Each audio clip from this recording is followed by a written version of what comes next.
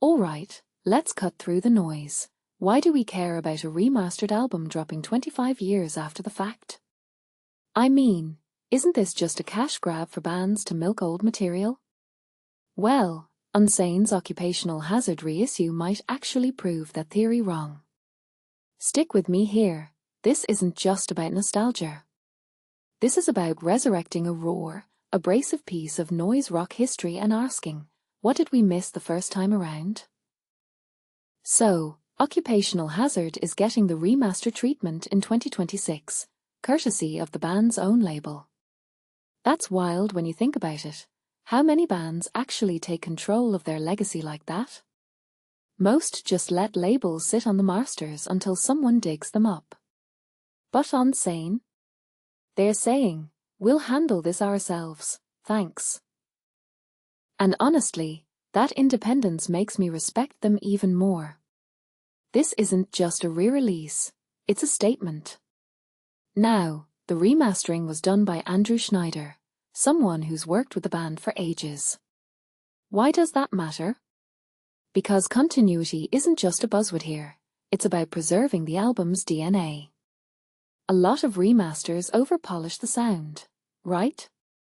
Like, suddenly a gritty record from 1998 sounds like it was recorded in a pristine studio last week.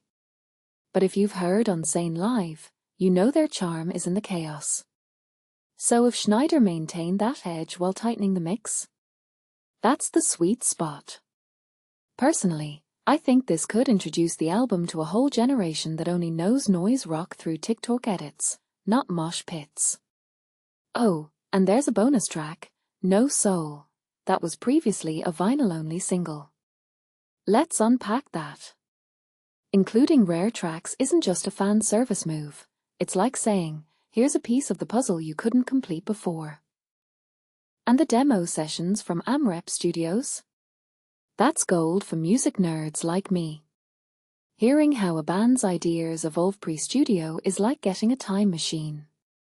You hear the raw ambition before the pressure of a label deal kicks in. And speaking of labels, Chris Spencer's quote about taking their time with songwriting? That's the kind of insight that changes how you hear the album.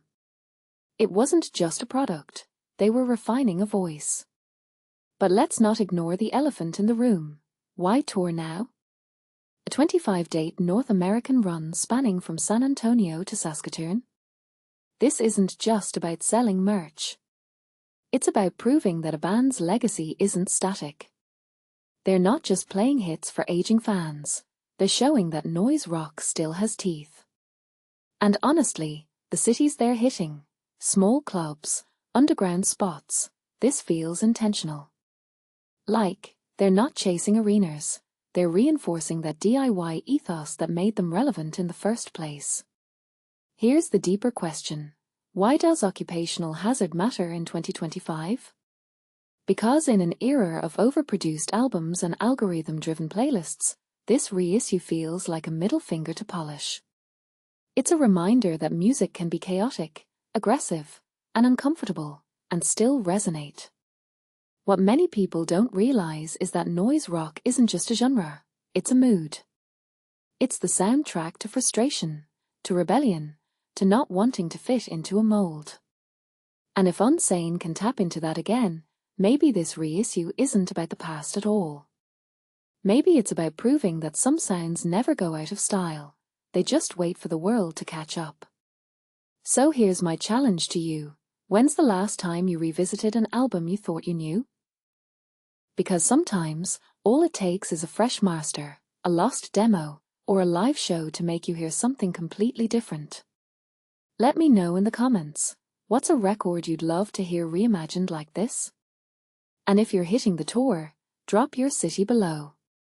I'm curious to see which underground spots still have the guts to host this kind of chaos. Stay loud, stay weird, and thanks for watching.